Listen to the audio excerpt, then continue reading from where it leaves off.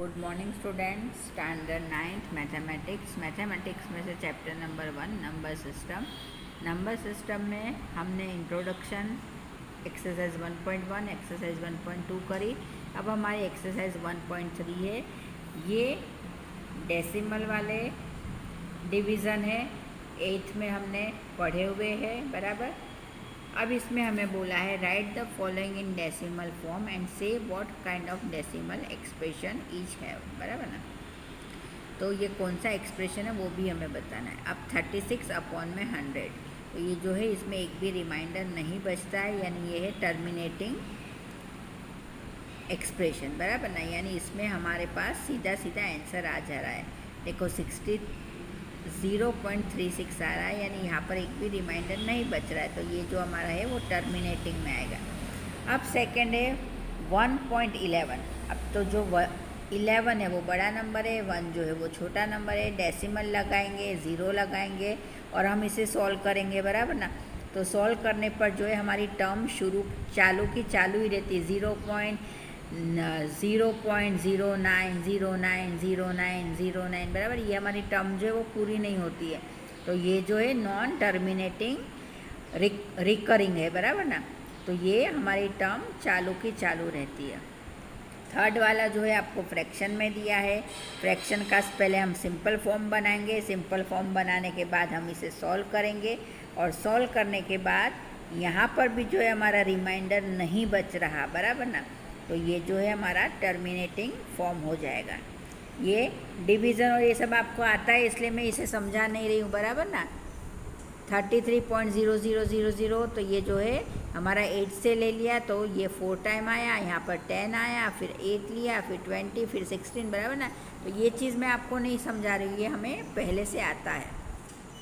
पर बस हमें यहाँ क्या ध्यान रखना है कि टर्मिनेटिंग फॉर्म। और दूसरा आप क्या ध्यान रखोगे कि ये जो हमारी टर्म चालू की चालू होती है, बराबर ना, शुरू की शुरू ही रहती है, तो हम इसे बार से डिनोट करेंगे, यानी ये हमारी टर्म चालू ही है, बराबर ना। अब 3 अपॉन में 13, तो इसे भी जो है हम पॉइंट लगा के करेंगे, तो ये हमारा रिमाइंडर यहाँ पे 3 बच रहा है, यानी ये टर्म हमारी पूरी होती नहीं है, तो ये हुआ नॉन टर्मिनेटिंग फॉर्म, बराबर। यानी 0.23076 और ऊपर हमने बार लगा दिया, बराबर ना। तो इस तरह से जो है हमारा सम नंबर 1 जो है यहाँ पर पूरा करेंगे, बराबर। फिर सम नंबर 2, सम नंबर 3, इसमें आपको सम नंबर 4 में समझा देते हूँ। 4 जो है वो 3 और इसके जैसा ही है, तो यहाँ पर हमको क्या बोला है, एक्सप्रेस 0.99999 टर्म आपकी चालू है in the form P upon Q। Are you surprise by your answer with your teacher and classmate discuss why the answer make sense, बराबर ना। तो देखो हमें यहाँ पर लेट हमने कर लिया, x मान लिया इक्वल टू 0.9999। अब मैं दोनों साइड जो है 10 से मल्टीप्लाई करूँगी, तो मुझे 10x इक्वल टू 999 मिलता है। 10x इक्वल टू 9 प्लस 0999, फिर 10x equal to 9 plus x। अब 9 प्लस x इक्वल टू 9, तो ये आपको पता है इक्वेशन बनाना आती है ना, बराबर ना। तो ये x जो है यहाँ आ जाएगा, 9 अपॉन में 9 आया, 9 में 9, तो x जो है वो हमारा 1 आया। अब हम 1 का डिवीज़न 1 से करेंगे तो हमारा आंसर 1 मिलता है, पर हमें यहाँ क्या बोला है कि हमारा आंसर मिल रहा है ये 0.999 है ना। तो आप अपने आंसर से सरप्राइज़ हो या नहीं, तो हम सरप्राइज़ होंगे, बराबर। एक ही उसका आंसर हमें 2 मिल रहा है, तो ये जो है हमारा सम नंबर 4 यहाँ पर कंप्लीट हो जाता है, पर हमें इसे अच्छे से लिखना पड़ेगा। This also form the rule mention in reminder section that O.M bar equal to M upon 9। As per rule 0.9 bar equal to 9 upon 9 equal to 1। The answer seems to be strictly. Actually, there is no situation that gives the decimal expression of the rational number P upon Q as 0.9 bar. This is an imaginary illustration of recurring decimal number, बराबर ना। You may say that 0.3 bar plus 0.6 bar equal to 0.9 bar, but in the simple fraction form 0.3 bar and 0.6 bar add up to given 1. Thus 0.9 bar equal to 1. Good morning student. अब हमारे exercise 1.4 शुरू करेंगे। 1.4 में हमें है visualise 3.765 on the number line using successive magnification, बराबर, यानी हमें इसे डीपली बताना है, बराबर ना। यानी हमें यहाँ पे 3 दिया है तो हमें 3 और 4 के बीच में नंबर जहाँ आ रहे हैं वो बताना है, बराबर। तो ऐसा जब भी सम आता है तो हमें 3 नंबर लाइन खींच लेनी रहती है। अब देखो हमारी ये 3 और 4 आ रहा है। अब 3 और 4 को मैं तोड़ूँ तो इसमें मुझे 10 मिलेंगे, 3.1, 3.2, 3.3, 3.4 है ना, और ये 3.9 और यहाँ पे 4।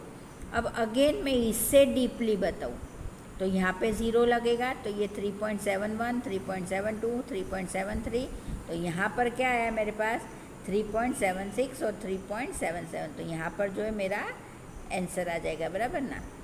तो इसे जो है हमें डीपली बताना रहता है। अब हमारा जाता है क्वेश्चन एक्सरसाइज 1.5। एक्सरसाइज 1.5 में हमें है classify the following number as rational और इरेशनल। हमें क्या बताना है कि ये रैशनल है या इरेशनल, ये बताना है। और इसमें आपको क्या ध्यान रखना है कि आपको कोई भी इरेशनल नंबर हो तो वो इरेशनल नंबर किसी भी प्रॉपर्टी के साथ प्लस माइनस मल्टीप्लिकेशन डिवीज़न कभी भी जुड़े तो वो पूरा नंबर को इरेशनल ही बना देता है, बराबर ना। मैंने यहाँ लिखा हुआ भी है इसलिए आपको याद रहे। तो फर्स्ट है 2 माइनस √5, तो √5 एक इरेशनल नंबर है तो आपका ये पूरा इरेशनल ही हो जाता है। अब है यहाँ पे 3 प्लस √23 माइनस √23, तो ये अंडर से अंडर आपका कैंसिल हो जाएगा, तो यहाँ 3 बचा, तो ये एक रैशनल नंबर हुआ। अब यहाँ पे 2 √7 अपॉन में 7 √7, तो ये 7 से 7 √7 से 7 कैंसिल, तो ये भी एक रैशनल नंबर हुआ। अब 1 अपॉन √2, तो देखो मैंने भी आपको बता दिया था कि कोई भी रैशनल इरेशनल नंबर जो है वो किसी भी प्रॉपर्टी के साथ जुड़ा हुआ प्लस माइनस मल्टीप्लिकेशन डिवीजन, तो वो पूरे को इरेशनल बना देता है। तो ये जो है वो पूरा इरेशनल नंबर हुआ है ना। अब 2 पाई इज़ एन इरेशनल नंबर है ना। तो देखो आपको पता है पाई जो है वो खुद ही एक इरेशनल नंबर है, तो वो 2 के साथ है तो ये इसे भी इरेशनल बना देगा, बराबर ना। तो ये जो हुआ हमारा 2 पाई भी एक इरेशनल नंबर हुआ। अब है simplify each of the following expression, हमको सिंप्लीफाई करना है। तो यहाँ पर हमारी आइडेंटिटीज यूज होती है। फर्स्ट है 3 प्लस √3, 2 प्लस √2, बराबर ना। तो ये सीधा हम कैसे करेंगे, तो 3 का मल्टीप्लिकेशन 2 प्लस √2 से, और ये √3 का मल्टीप्लिकेशन 2 प्लस √2 से, बराबर ना। ये हमने जो स्टैंडर्ड 8th में करा है।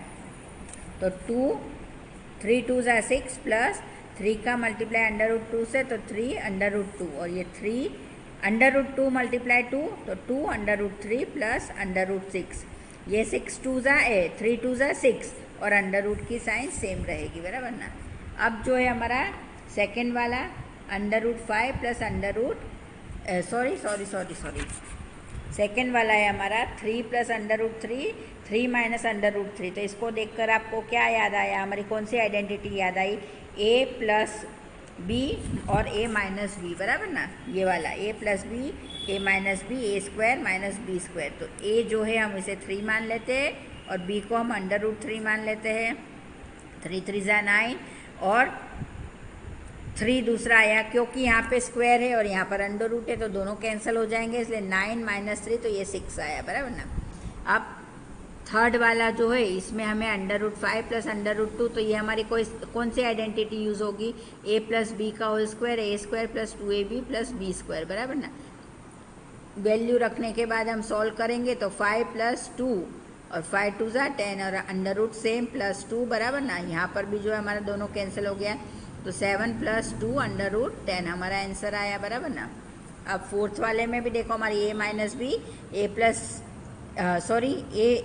प्लस बी की आइडेंटिटी यूज़ हुई, अंडर से अंडर और स्क्वायर ही है की वजह से ये जो दोनों कैंसिल हुए, तो 5 माइनस 2, तो 3 आया, बराबर ना।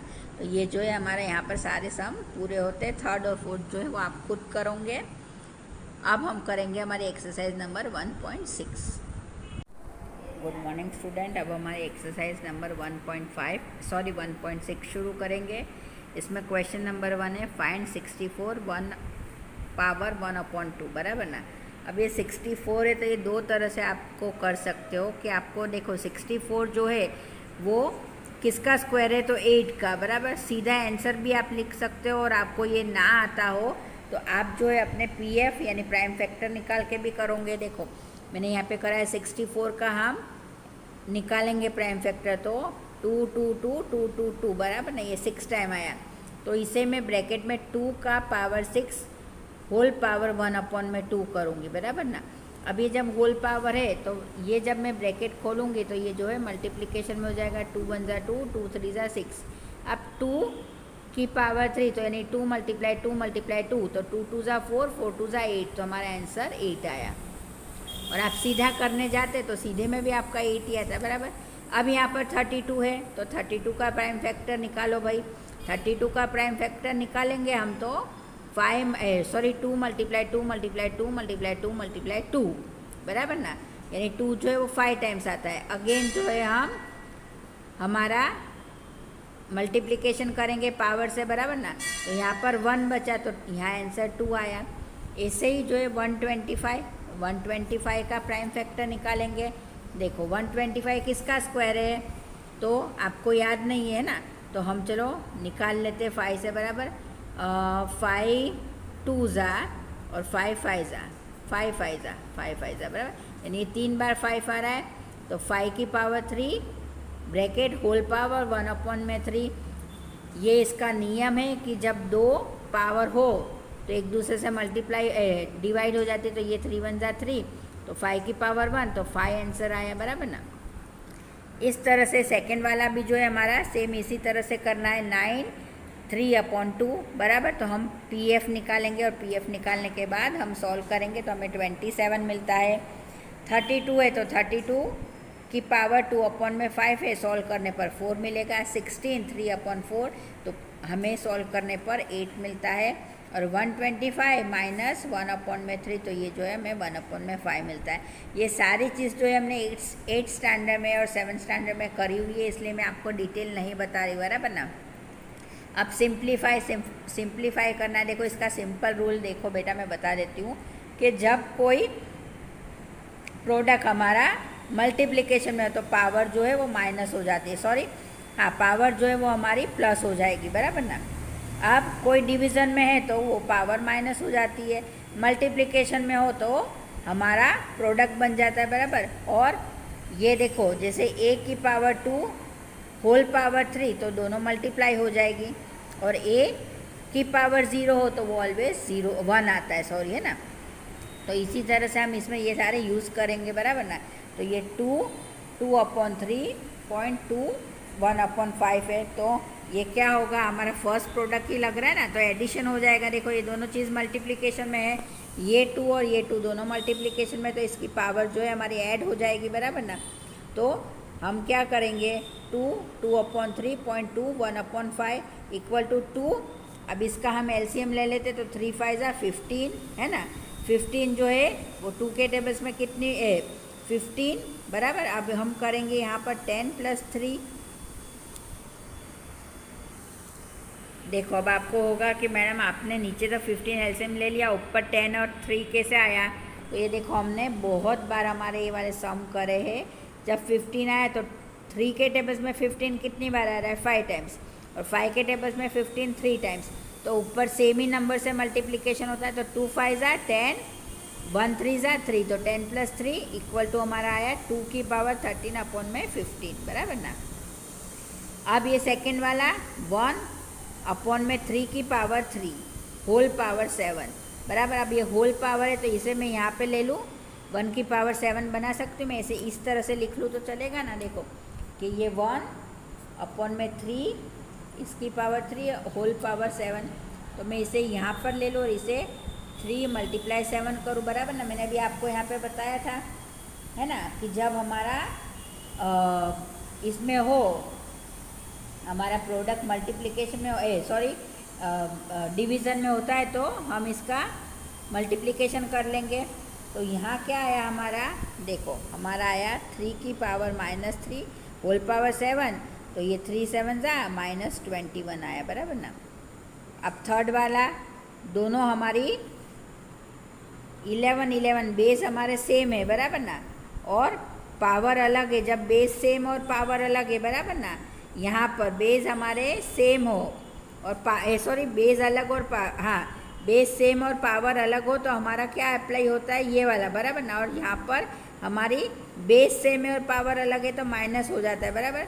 तो ये देखो, ये दोनों बेस हमारे सेम है, 11 11, तो ये जो है 1/2 माइनस 1/4, इसका भी हम एलसीएम ले लेंगे, 2 - 1 तो हमें मिला 11 1/4।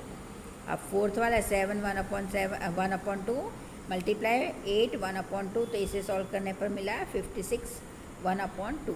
तो ये जो है हमारी यहाँ पर एक्सरसाइज पूरी हो जाती है, यानी हमारा चैप्टर नंबर सिस्टम जो है यहाँ पर कंप्लीट हो जाता है। ये बेसिकली हमारे 7th और 8th से रिलेटेड ही है, इसलिए एकदम इजी सम है। आप ट्राई करोगे तो आपको 101% ये आ जाएगा।